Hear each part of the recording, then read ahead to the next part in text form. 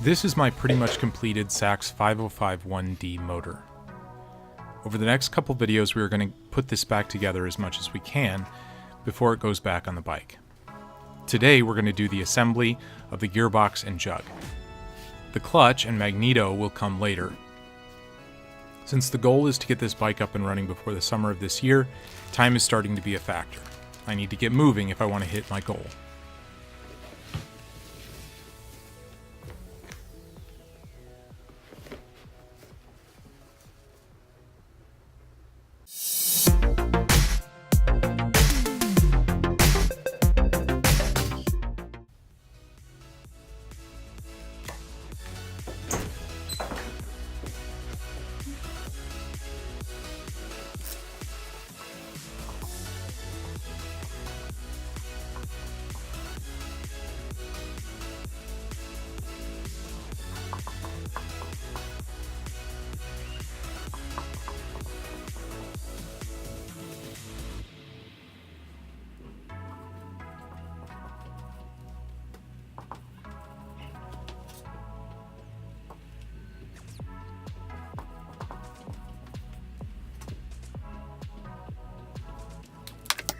These are the primary parts for the motor that were all stashed away as I tore it down.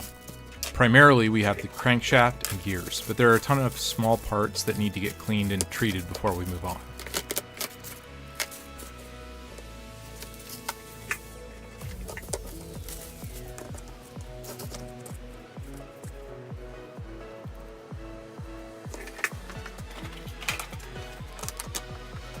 I'm going to start by cleaning the decompression valve and the hardware for the engine.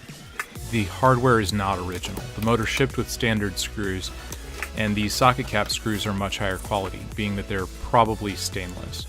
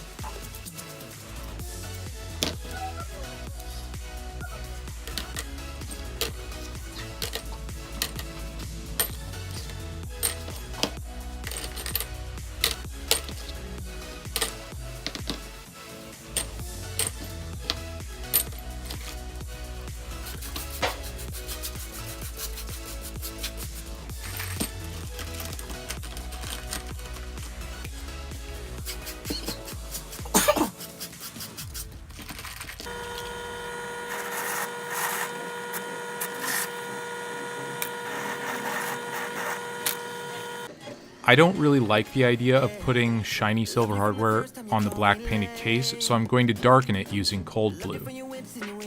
This brand of cold blue is one that I found on Amazon, and it had good reviews. I don't know much about the process, but I've always learned by starting, so we're going to see what happens. The process I came up with was to wash the hardware, soak it in degreaser, wire brush it, and then clean it with some acetone before using the cold blue. After I used the bluing agent, I put some machine oil on the hardware to seal the finish. I don't know if this is the best way to do it, but after a bit of looking around, it's what I came up with. If you have a suggestion for how to do it better, please leave a comment. I'm going to have to do the same process to some other stuff on the bike.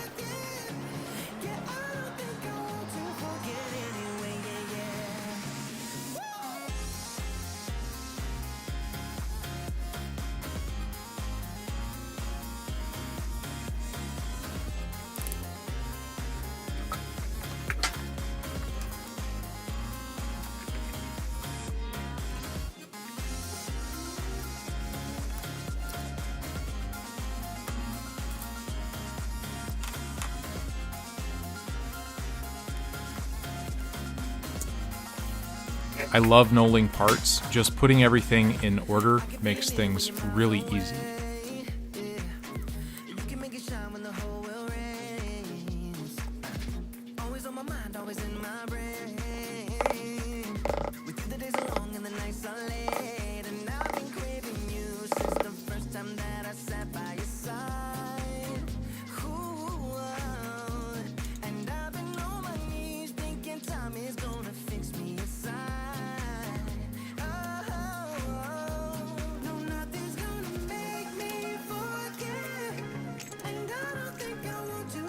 I'm going to do a quick test fit and check that all the gears go in easily.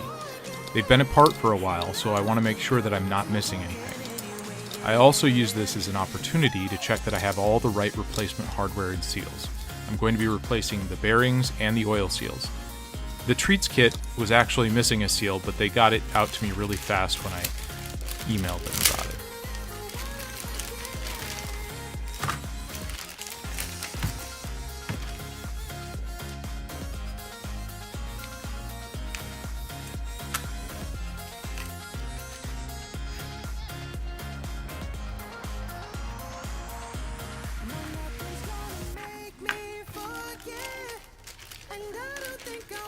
Forget anyway, yeah. No, nothing's gonna make me forget. Yeah, I don't think I want to forget anyway, yeah.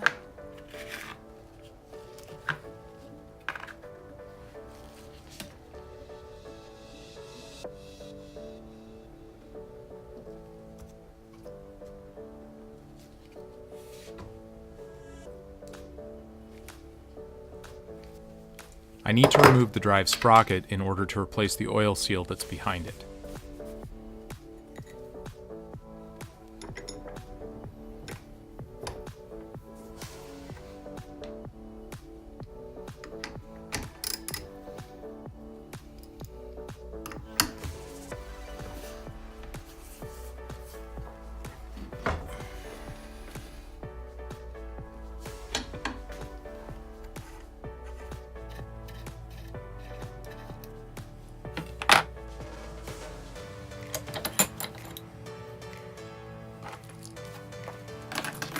Okay, so here's that adorably tiny bearing puller I told you about in a previous video. It takes a bit of setup, but it works well. I used it to remove the sprocket as well as the bearing on the clutch side of the crankshaft.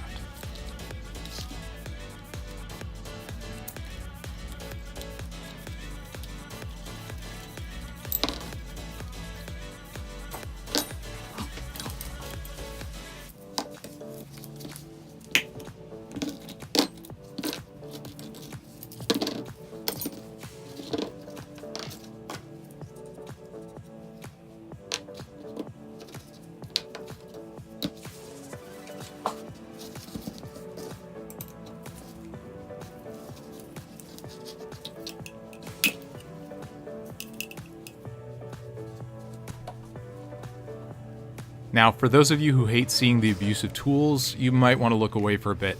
I used a box wrench and a socket to seat the bearings. I know that there are better ways to do this, but I don't have the right tools. You use what you have on hand, and I promise this is going to be over fast.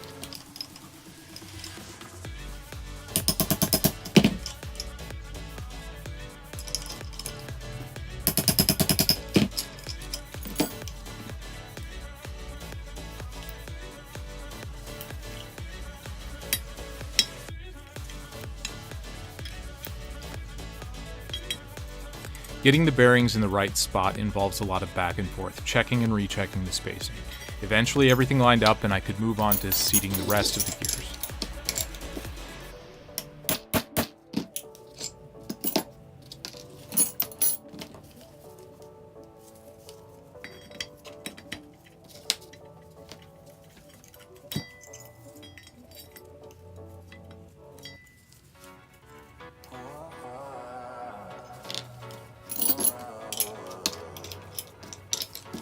There's no season when you are near me. Words the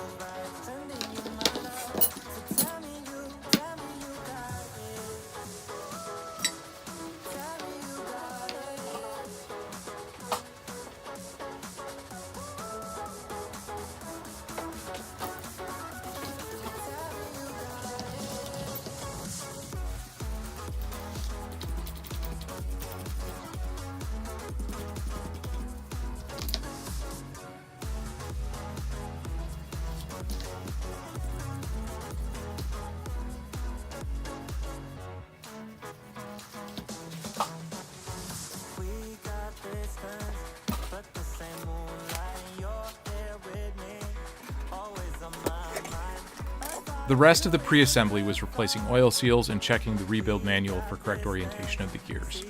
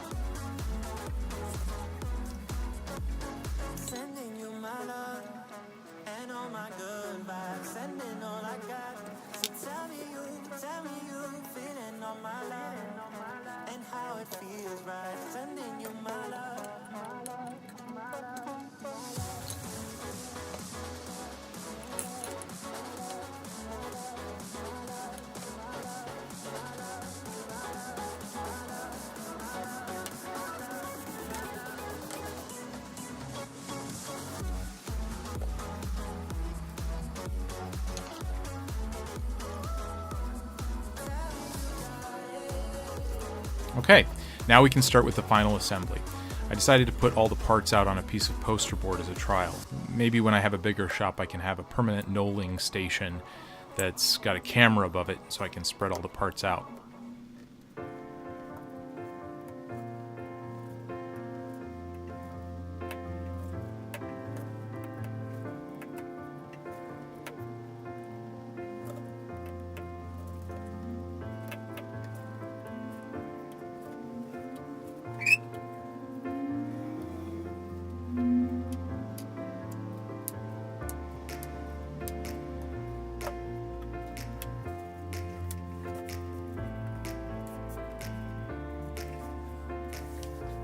I've said a few times that I'm a novice when it comes to mopeds as well as the motors that go on them, so chances are I've done a number of things very wrong.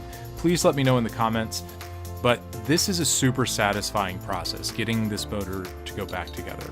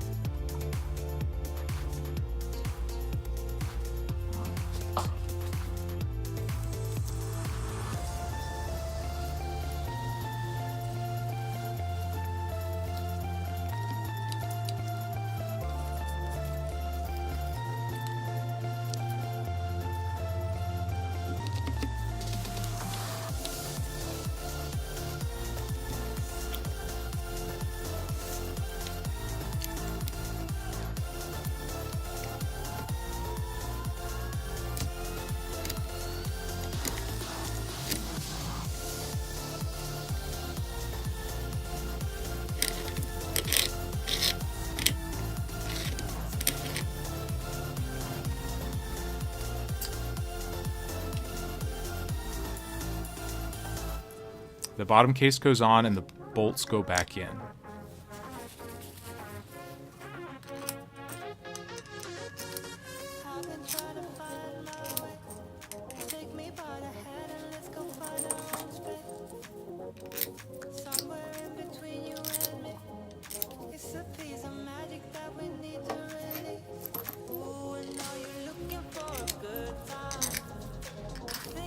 Take a chance and make. Do you wanna get the mood right?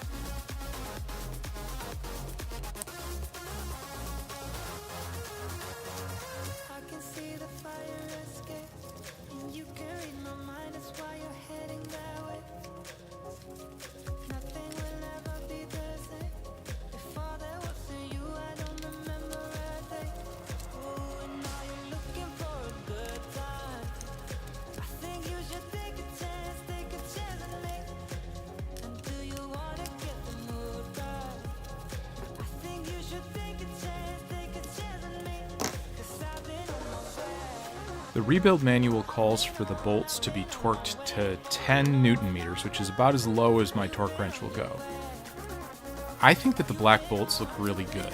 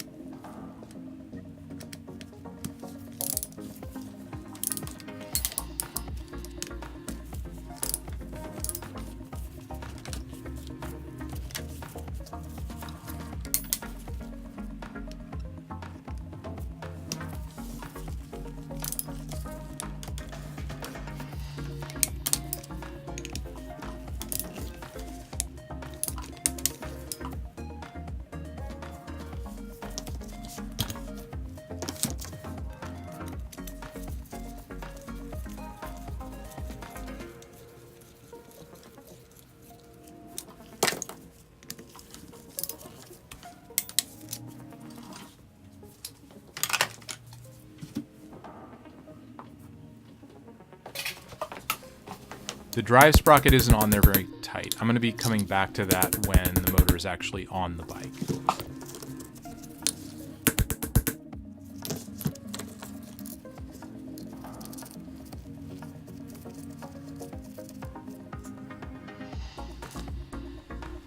Alright, so it's confession time.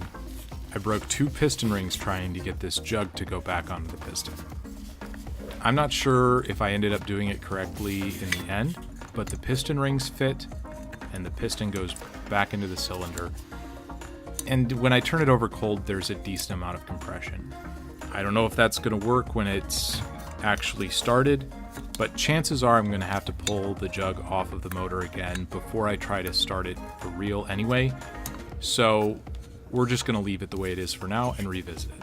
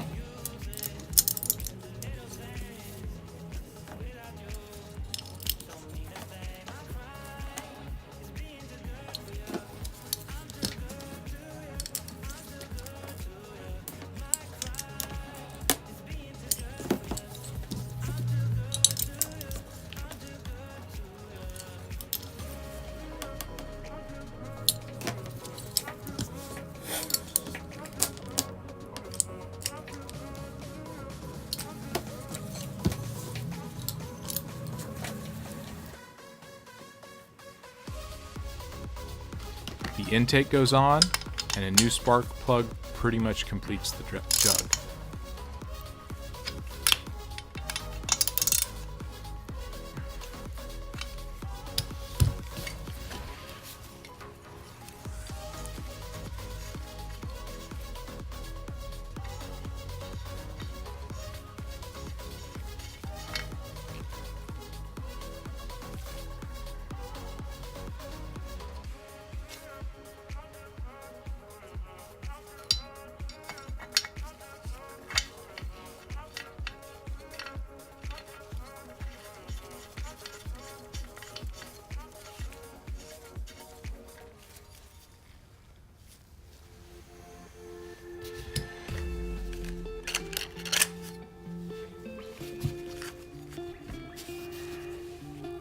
Now we're going to come back to the decompression valve because I think that the jug has decided for me what I'm going to do with that. That'll be in a later video. The clutch cover goes on for now. We're going to actually be putting the clutch on in the video for next week.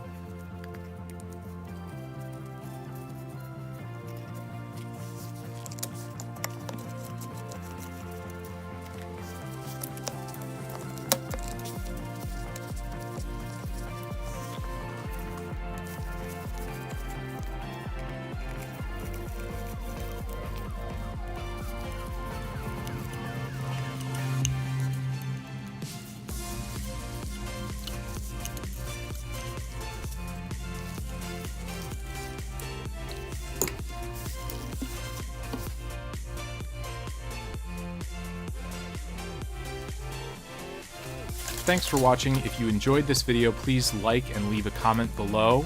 And if you'd like to continue seeing videos like this, please subscribe. I'm getting really close to 50 subscribers, and that would be awesome. Thanks.